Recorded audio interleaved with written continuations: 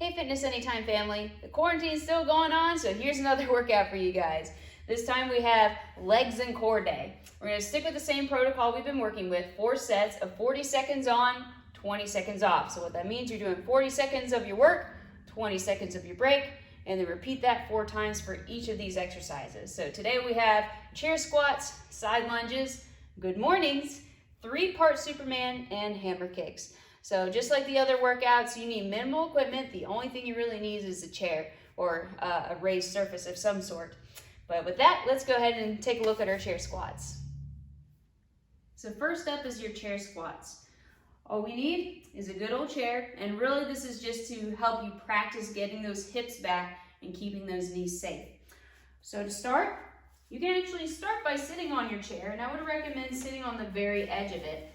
And then place your feet about shoulder hip width apart, toes pointing forward, and see if you can get those knees right over those ankles.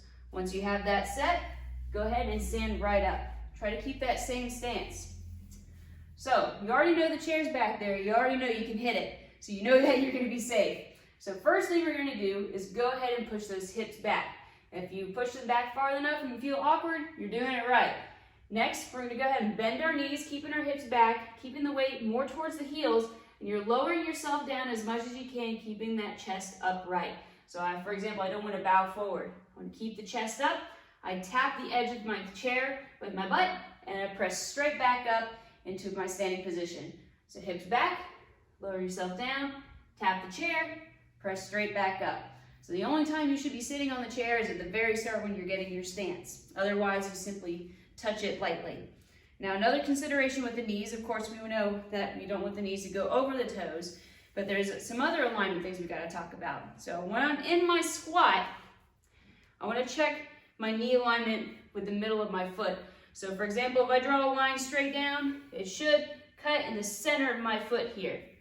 So some things that typically happen, so us women, our tendency is that our knees buckle in. So again, if I draw that line straight down, I'll hit the floor or the outer edge of the foot. So I want to make sure I pull the knees out a little bit. I put a little bit more weight on the outer blades of my feet. Men have the opposite problem. Their tendency is their knees go way out wide. So if I draw that line straight down, it hits the outside of their foot. So their correction is bring the knees in a little bit, put a little bit more weight on the inner blades of the feet. So that's another way you can check yourself. Then of course, you can always check to see if those knees are going over those toes. So make sure the knees don't buckle, they don't go too far wide either. Next up is your side lunge. This is actually very similar to the squat, except we have a very wide stance that's wider than hip width apart, but my toes are still forward. The first thing that we do is actually the first thing that we do with the squat as well, is pushing the hips up, keeping that torso as upright as possible. This is where it gets different again though. I'm going to bend one knee, still keeping the hips back, and that other leg stays straight, foot is flat on the floor, making sure it doesn't peel up. So feet are flat, hips are back, again checking the knee, that it's over the middle of the foot, make sure the knee isn't going over the toes, the knee isn't dipping in, or it's going too wide. So see if you can get that knee right over its own ankle. Pause here at the bottom, press in that heel, back up to standing, and you can either stick to this side, just stick to one side, or you can alternate sides once you get your coordination down a little bit more. Or, for a little bit more variety, start back to your center, step out to side, push those hips back and sink into your side lunge, step back to center, and then alternate to the opposite side. So there's a couple different varieties you can do with this side lunge. Those are pretty fun.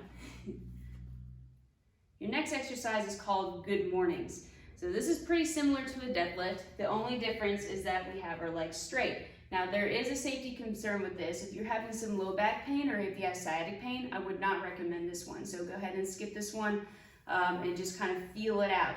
But definitely don't force yourself into anything that you might injure yourself. We don't want to do that at all. So again, just to emphasize, if you have low back pain or sciatic pain, please don't do this exercise unless you have a trainer that's watching you do this one. So I'm going to start with my toes forward, about shoulder hip width apart again. And I'm pushing those hips back just like the squat. This is where it gets different. I'm squeezing my quads, the front of those thighs, and I'm bowing forward, but I'm I'm keeping my legs straight. The number one important thing with this exercise is to keep that spine straight. So for example, I don't want to slouch, but I also don't want that butt to go way up either. So try and keep that nice, even, flat back. Squeeze the quads, bowing forward as much as you can, and then coming back up to the start. I have my hands on my belly here. You can also place the hands on top of the hips and squeeze those shoulder blades back. That's my preferred way, so you get that upper back engaged a little bit more. Bowing forward, squeeze the quads, feel that slight stretch on the hamstring, and then come back up to the start. So you don't have to add any weight to this one. If this one is completely new to you, I would recommend not adding any weight. But if you are familiar with this one, you know how to do this one safely and without injury, go ahead and you can add that weight to your chest. You can hold it on your chest here as long as you have that upper back upright and you don't start slouching. Keep those shoulder blades pinched back. Or if you have a barbell, you can also do this with a barbell. Again, making sure that you have those safety protocols in place. But there's your good mornings. Next up is your three-part Superman. The three-part Superman is one of my personal favorite varieties of the Superman. And of course, this is a low back exercise. So to start, like all Supermans, you're lying on your stomach. And we want to make sure that we have the proper muscle engagements in order to protect our low back vertebrae. And we're engaging the muscles and not pinching the spine. So if you're feeling any pinching sensations, know that you are not supposed to push through that. You're pinching on a nerve there, and then we don't want that. So go ahead and stop the exercise if you're feeling that, readjust, and then keep going once you feel the muscles fire, not the pinching of the vertebrae. So to keep yourself safe, I'm going to press the tops of the thighs into the ground and really squeeze those butt muscles. Keep them squeezed at all times, and press the tops of the thighs into the floors, also your tailbone tuck. Next, I'm going to keep my hands behind my ears, and this is where the three parts comes in. First thing, I'm going to lift up my chest only. Feet stay on the ground. I'm going to pause for a moment and return to the start. Next, my knees come off the ground, not my feet. I'm going to think about lifting my knees off the ground, chest stays low, and then replacing it on the ground. Part 3, I'm lifting both chest and knees off the ground for the full Superman. Pause for a moment, lower back down, and then you cycle back to the start. You got your chest lift, knee lift, and then both halves lift. So you're gently cycling through each one with control. You're not flying through these, making sure you're doing each one on purpose and with intent. So that's your three-part Superman. Again, keep that low back safe with that tailbone tuck, pressing the tops of the thighs in the ground, and squeeze those butt muscles. The last exercise of the day is hammer kicks. So the essence of this one is that you're engaging the abdominals from top to bottom by scooping the hips up, engaging the lower abs, and then tucking the top of the ribs down and back, engaging the upper abs. So you're actually doing a full standing crunch here. So we're going to challenge that using the arms and the legs. I have the arms overhead, feet underneath the hips. So this is my starting position. I'm going to drag my elbows down and pull one knee up as I crunch those ribs down, scoop those hips up, so I get that full abdominal crunch here. It's a little bit of a balance challenge here too. And then extend back overhead. And then I alternate to the other side. I'm also exhaling as I'm squeezing those elbows and knees together so I get even more tightness from the core. So note I'm not going very fast with this one either. I prefer you to go slow so you can really feel those abs crunch in.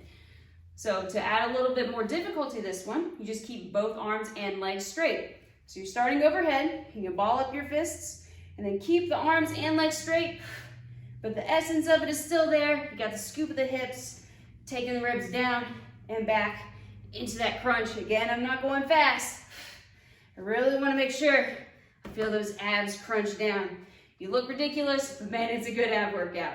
That's your last exercise of the day. Again, if you need a timer, look in the description below to see the seconds app that I use and also some instructions on how to set up this workout. But great job, guys. I can't wait to see you when we open back up.